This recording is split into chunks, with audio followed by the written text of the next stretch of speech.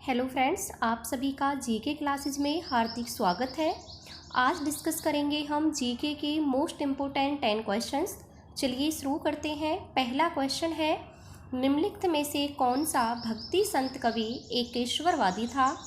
तो ये थे संत कबीरदास। संत कबीरदास एकेश्वरवादी थे। बाकी सूरदास, तुलसीदास और रसखान। देखो, भक्ति होती है, जो भक्ति होती है वो दो तरह की होती है। एक होती है निर्गुण और एक होती है सगुण। सगुण भक्ति उसे कहा जाता है जहाँ हम किसी अवतार को अपना आराध्य देव मानकर उसकी पूजा करते हैं, और निर्गुण भक्ति वो होती है जिसमें हम किसी मूर्ति की या किसी की पूजा नहीं करते, निराकार ईश्वर की उपासना करते हैं। तो यहाँ पर सूरदास और जो रसखान थे ये कृष्ण भक्त थे, ये कृष्ण के अवतार में ज़्यादा विश्वास रखते थे।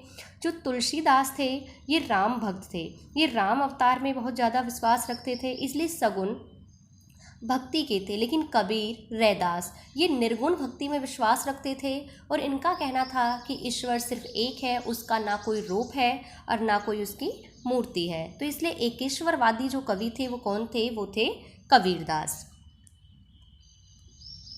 नेक्स्ट है, जे ब्रिक्स ने भारत में मुस्लिम शक्ति का उदय का अनुवाद किस मूल पाठ से किया? ये किया था तारीख़ फरिश्ता।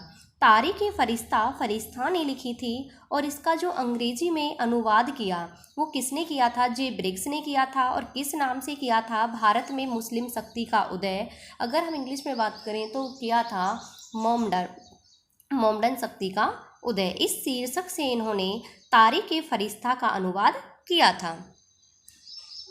नेक्स्ट है, निम्नलिखित में से किसने इस्लाम शाह सूरी की उपाधि धारण की? ये की थी जलाल खान ने। इस्लाम शाह सूरी की उपाधि जलाल खान ने धारण की थी। ये शेर शाह सूरी के पुत्र और उनके उत्तराधिकारी थे जलाल खान। शेर शाह सूरी की हम बात करें तो उनका जो बचपन था वो हरियाणा के नारनौल में बीता था। उन्होंने जो दिल्ली की गद्दी पर शासन किया था वो हुमायूं को हराकर किया था। 1539 में चौसा का युद्ध होता है हुमायूं और शेर शाह सूरी के बीच। उसमें भी शेर शाह सूरी की जीत होती है। उसके नेक्स्ट ईयर अगले साल 1540 में फिर से बिलग्राम का युद्ध होता है, जिसे कन्नौज का युद्ध भी बोला जाता है। उसमें क्या होता है, उस युद्ध में हारने के बाद हुमायूं देश छोड़कर चले जाते हैं, और दिल्ली की गद्दी पर जो अधिकार आ जाता है वो आ जाता है शेर शाह सूरी का। उसके बाद 1545 में कालिंजर का युद्ध होता है, और कालिंजर के युद्ध में इनकी मृत्यु हो जाती है शेर शाह सूरी की। इनका जो शासनकाल था वो ज़्यादा लंबा टाइम नहीं था। 1540 से लेकर 1545 तक इन्होंने शासन किया था, लेकिन इन्होंने बहुत अच्छे अच्छे काम किए थे। उसमें गजे ए सिकंदरी का प्रचलन किया था, एक पैमाना था। इन्होंने कोस मीनारों का निर्माण करवाया था, कुएं खुदवाए थे, सराय बनवाई थी, जीटी रोड का निर्माण करवाया था। तो शेर शाह सूरी एक महान शासकों में गिने जाते हैं। नेक्स्ट क्वेश्चन है, निम्नलिखित में से कौन बहमनी सल्तनत की राजधानी थी? ये थी गुलबर्गा। गुलबर्गा जो थी वो बहमनी सल्तनत की राजधानी थी। 1347 से लेकर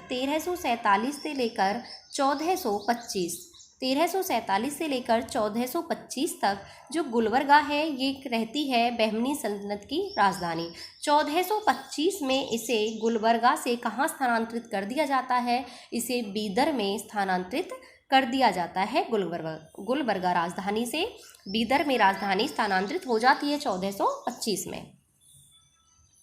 नेक्स्ट है, 18 फरवरी 1911 को भारत में हवाई जहाज़ ने पहली कमर्शियल उड़ान भरी। यह उड़ान किन दो स्थानों के बीच भरी गई थी? ये भरी गई थी इलाहाबाद से नैनी के बीच। इलाहाबाद से नैनी के बीच पहली बार 18 फरवरी 1911 को उड़ान भरी गई थी, और इसके जो पायलट थे वो थे हेनरी मैके।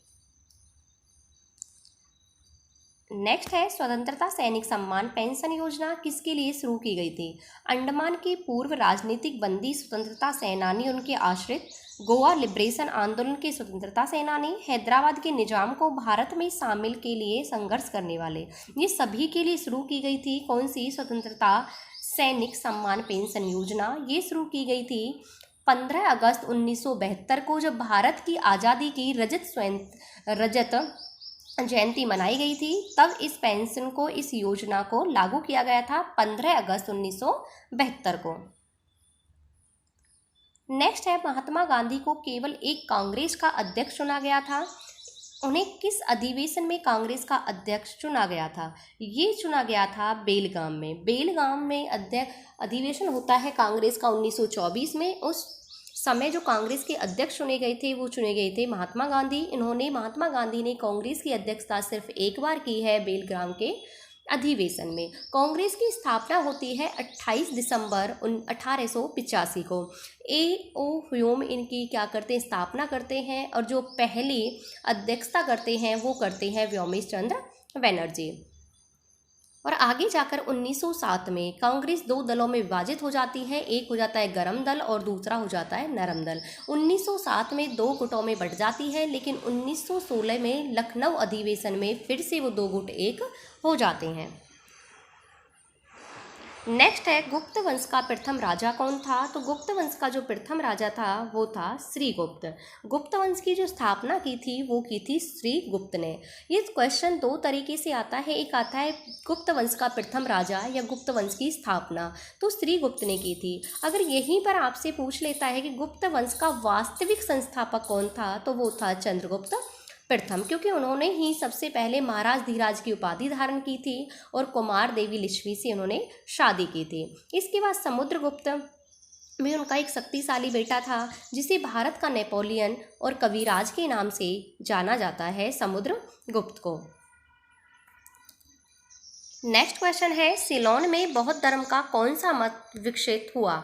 हीनयान, महायान, महेंद्र, इनमें से कोई नहीं। जो सिलोन पुराना नाम है श्रीलंका का, तो उसमें बौद्ध धर्म का कौन सा मत था जो सबसे ज़्यादा विकसित हुआ था? ये हुआ था हीनयान। हीनयान मत श्रीलंका में सबसे ज़्यादा क्या हुआ था?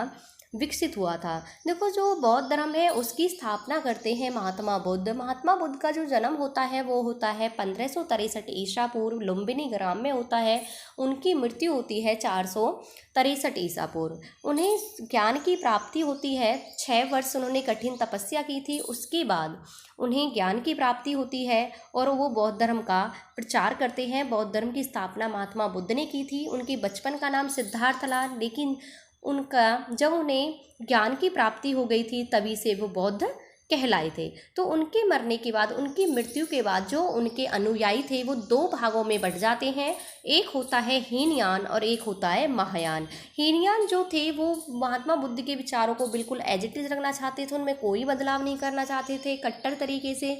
लेकिन जो महायान थे वो उसमें कुछ बदलावों की आवश्यकता महसूस करते थे, इसीलिए इन दोनों में क्या होता है, आपस में मतभेद हो जाते हैं और जो धर्म है ये दो भागों में बंट जाता है, हीनयान और महायान। लेकिन जो श्रीलंका में जो सबसे ज़्यादा मत विकसित होता है वो होता है हीनयान का। तो ये थे आज के कुछ इंपॉर्टेंट क्वेश्चंस। आपको क्लास कैसी लगी कमेंट बॉक्स में कमेंट करके ज़रूर बताना। पढ़ते रहना। Thank you.